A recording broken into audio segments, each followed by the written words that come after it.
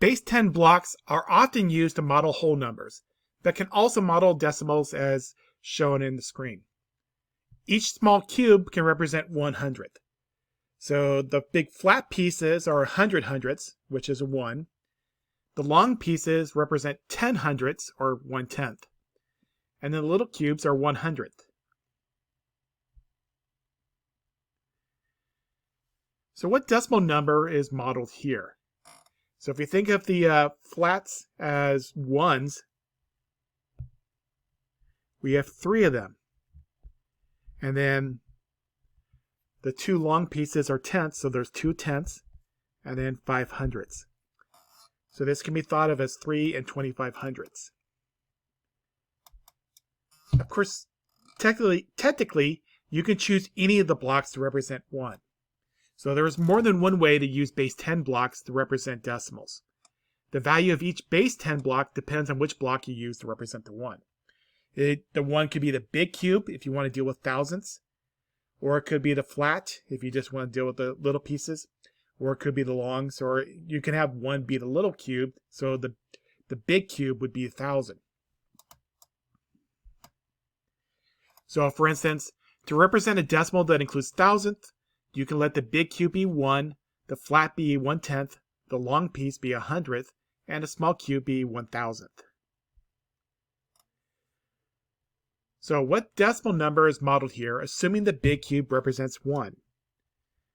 Well, I have 1 big cube, so that would be the 1, and then the rest of this is after the decimal. 2 flats, so that's 2/10ths. If I count, there's 1, 2, 3, 4, 5, 6 long pieces, so 6 hundredths, and 3 thousandths.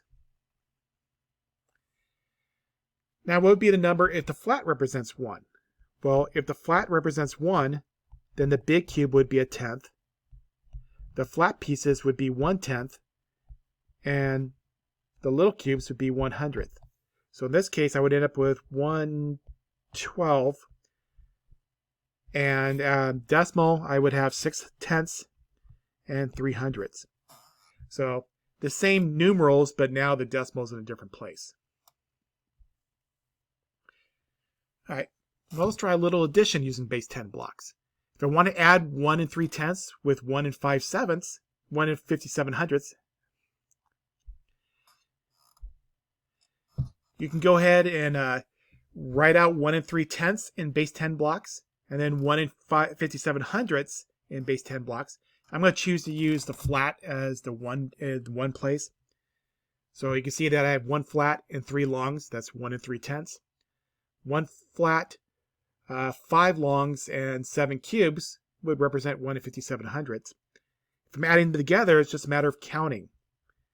So I have here 2 ones, so that's 2.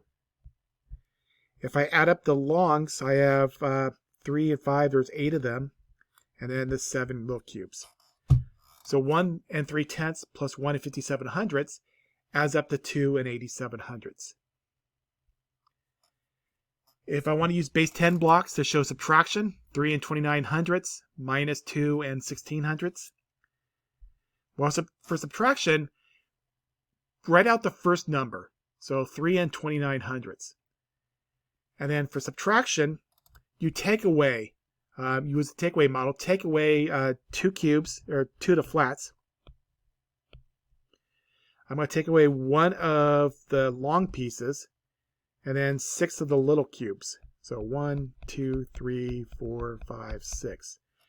What I have left is I have 1 left, and then there's 1 long piece, so 1/10th, and 3 hundredths. So 3 29 hundredths minus 2 16 hundredths is 1 13 hundredths.